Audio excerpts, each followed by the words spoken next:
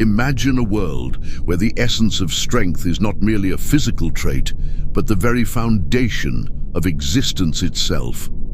Envision a philosopher so audacious, so controversial, that his radical ideas shake the core of everything you've ever been taught about morality, compassion, and what it truly means to be human. What if the virtues we cherish most, kindness, humility, and forgiveness, were not the keys to elevation, but rather shackles binding us to mediocrity? What if these traits are constructs that divert us from discovering our real potential? Friedrich Nietzsche, the provocative thinker of the 19th century, believed just that. As we take a closer look into his controversial philosophy, we confront a compelling question. Why did Nietzsche have such a contempt for weakness? Journey with us through this exploration, as the revelations that await could fundamentally alter your perception of yourself and the world around you. At the heart of Nietzsche's philosophy lies an arresting disdain for weakness, not just in others, but, crucially, within ourselves. However, what did he truly mean by weakness? Nietzsche was not merely referring to physical frailty or temporary struggles. Rather, he illuminated a deeper, far more insidious form of weakness, the surrendering to mediocrity, a willingness to conform, and an outright refusal to take charge of one's own life. For Nietzsche, most individuals embraced this weakness because it's the easier path than striving for genuine greatness. In his eyes, weakness is not a mere state of being. It's a mindset, a rejection of life's complexities, a retreat from embracing its inherent chaos. It's this notion of weakness that we must thoroughly analyze to understand why Nietzsche criticized it so vehemently. His charge begins with what he terms slave morality, a scathing critique aimed primarily at societal values, particularly those propagated by organized religion. Slave morality, according to Nietzsche, glorifies weakness and in turn elevates traits like meekness, self-sacrifice, and humility as virtuous qualities. To him, these attributes were merely coping mechanisms birthed from the powerless. They emerged from a place of resentment, standing in stark opposition to what he perceived as true strength. Picture a person beleaguered by feelings of inferiority when faced with stronger individuals. Instead of striving to transform their perceived weakness, this person crafts moral frameworks that vilify strength while extolling weakness. Nietzsche asserted that this framework ultimately gave rise to many cherished values in our society. Consider how relevant this observation remains today. We often see a culture that celebrates victimhood over triumph, quick to reproach those who exhibit ambition or assertiveness, labeling them as arrogant or self-centered. Nietzsche regarded this mindset as dangerous. It robs people of the opportunity to adopt what he termed the will to power. This concept is not about tyrannizing others, but is instead centered on the idea of overcoming oneself, tapping into personal potential to attain greatness. The will to power embodies a dynamic force, propelling human achievement. Nietzsche contended that life is a perpetual struggle, akin to a dance between chaos and order, creativity and destruction. The true exceptional beings in our world, he asserted, are those who embrace this struggle, taking whatever raw materials existence offers and molding them into remarkable creations. In contrast, weakness manifests as a refusal to participate in this struggle, leading to a retreat into comfort, conformity, and self-pity. Let us pause for reflection here. How often do we feel the dichotomy between two forces, the urge to rise above our circumstances versus the luring comfort of complacency, fear, or even external judgment? Nietzsche's inquiry asks us to consider, will we surrender to these notions of weakness and comfort, or shall we rise and confront the existential challenges of our existence? As we delve deeper into Nietzsche's philosophy, we encounter the archetype known as the Übermensch, or overman. This figure symbolizes the epitome of human potential, someone who transcends conventional morality and forges their own values, living authentically in a world rife with external influences. For Nietzsche, the Übermensch embodies perfect resistance against weakness.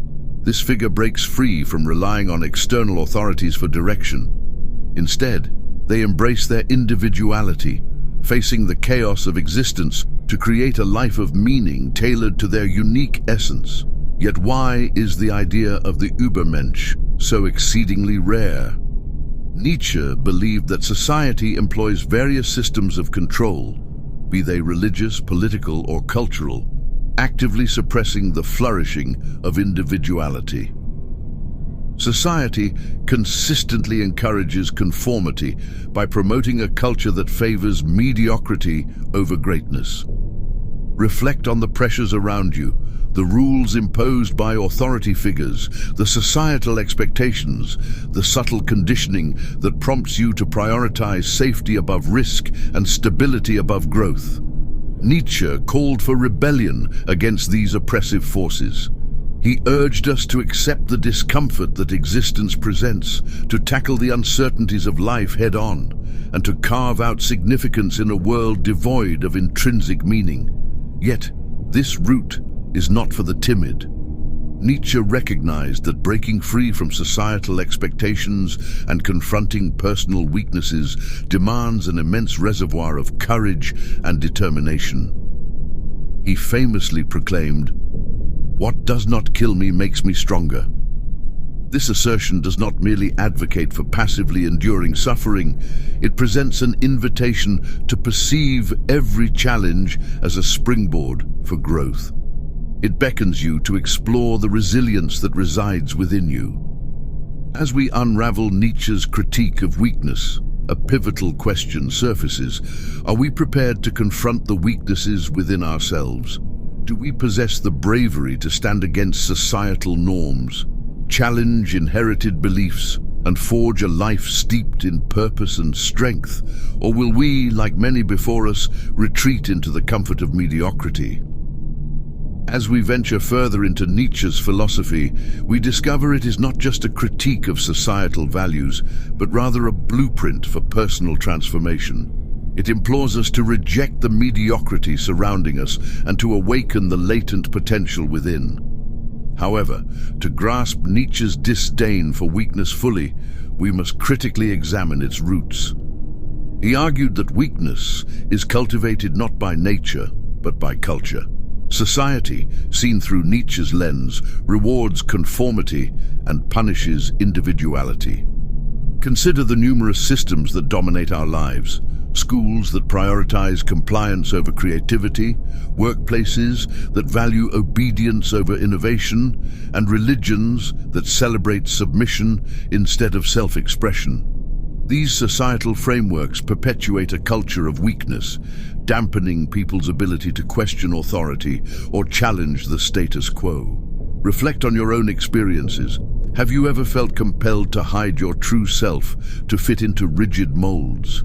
Have you ever felt guilty for desiring more success, more freedom, more meaning? Nietzsche's philosophy is a radical rejection of these pressures and expectations.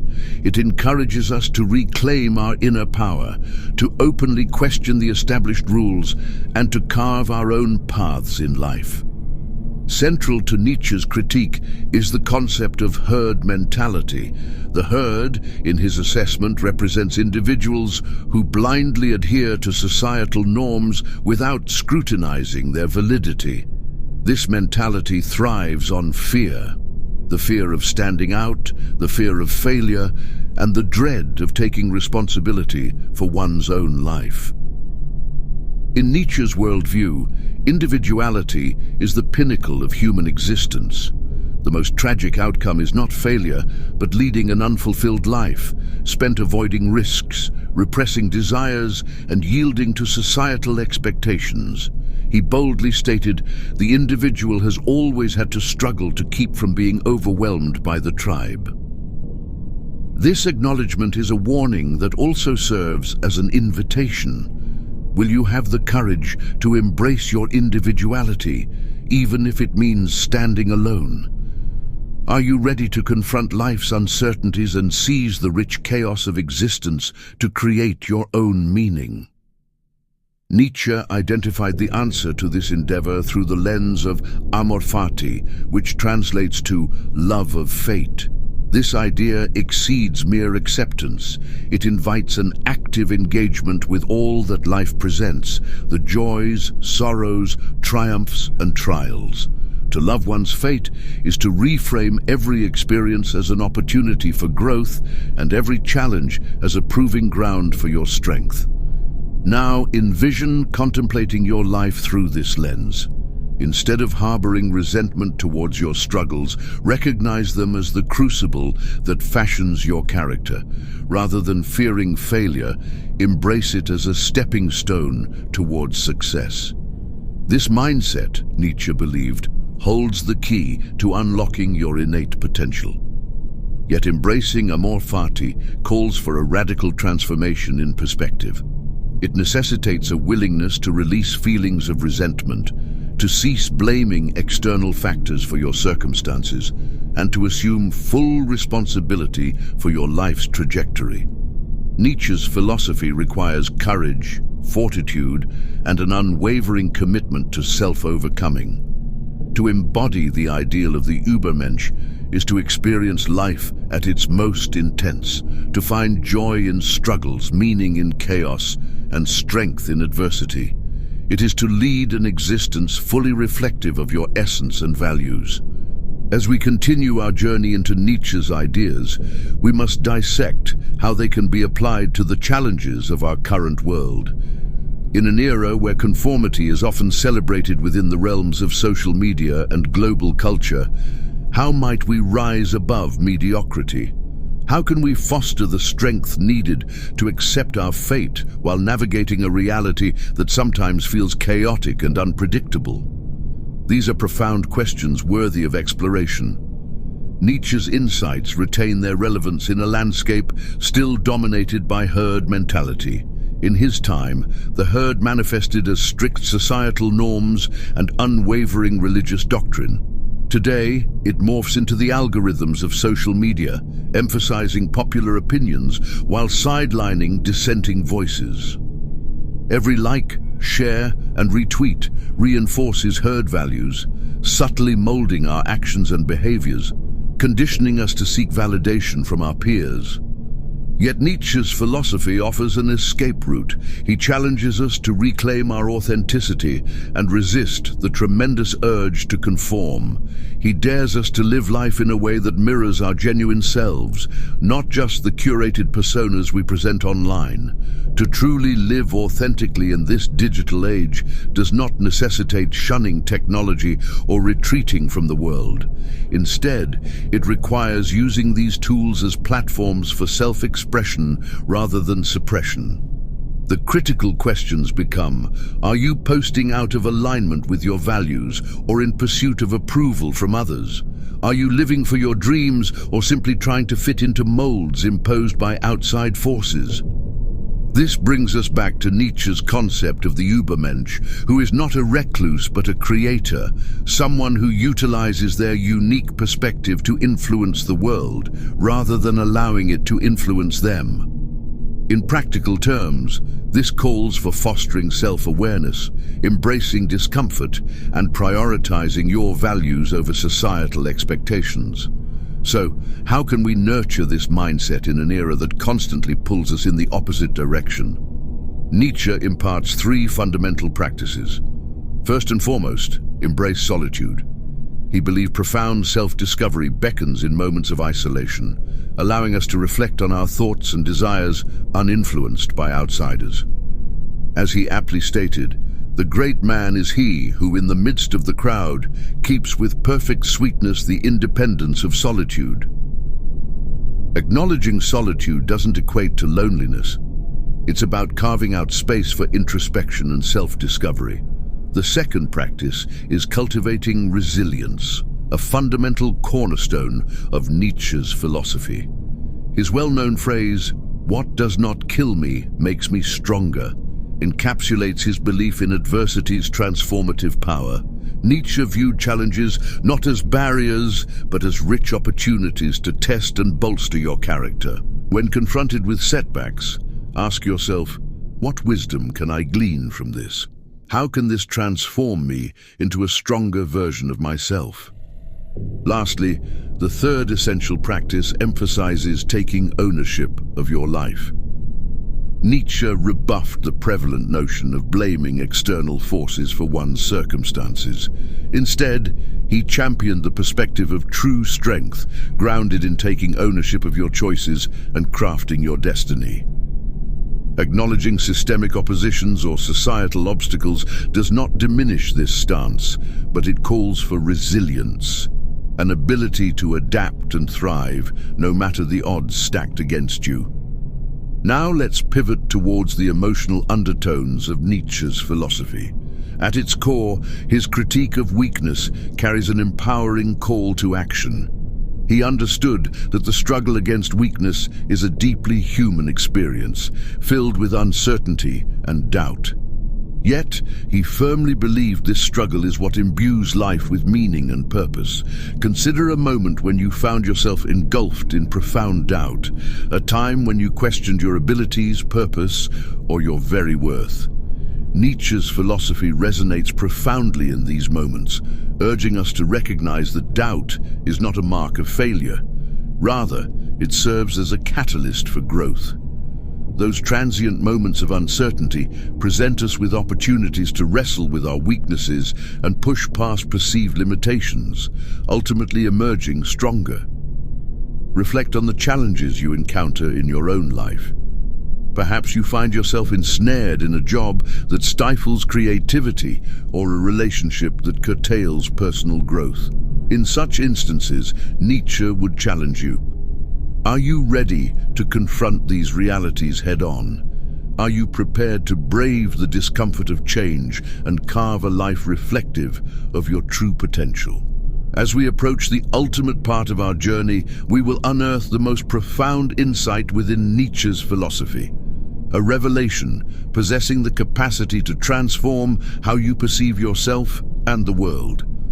The core challenge he extends to humanity encompasses the courage to face the abyss, to embrace the chaotic nature of existence, and to create meaning in an indifferent universe.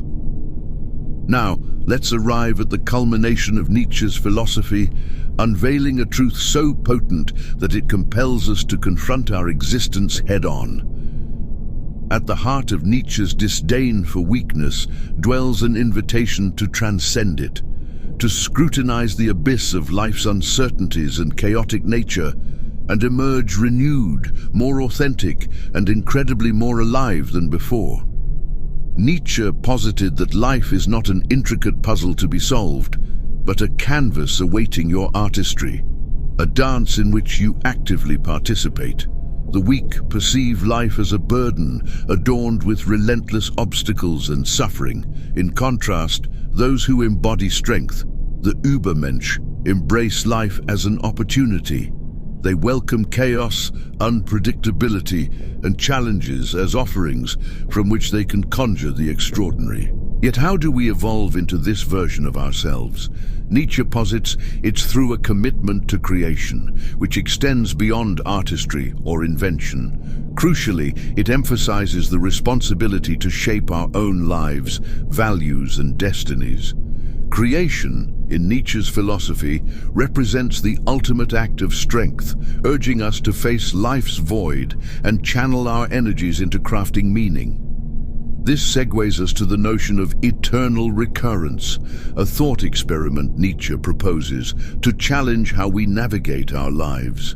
Imagine, he suggests, having to relive your life in its entirety for all eternity. Every choice echoed infinitely. How would this realization transform the way you live? Would you learn to appreciate each moment, understanding its timeless reverberation, or would you shrink back, paralyzed by regret and fear? Nietzsche introduces this idea not as a literal tenet, but as a mental exercise to inspire us to embrace intentional living, characterized by bravery and authenticity.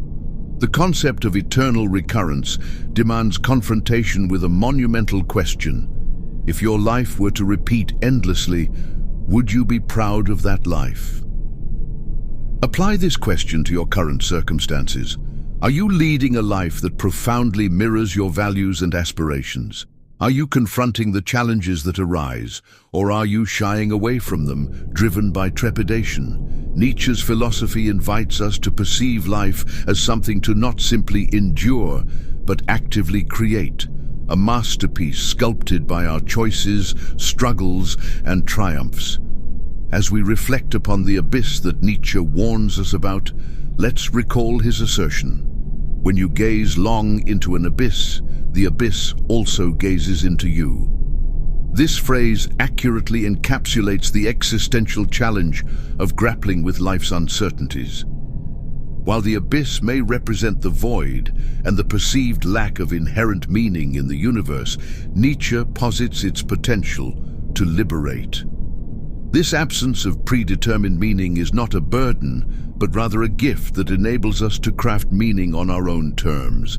Embracing this freedom requires a radical dedication to rejecting comfortable illusions of external authority, whether they arise from religious, traditional, or societal expectations.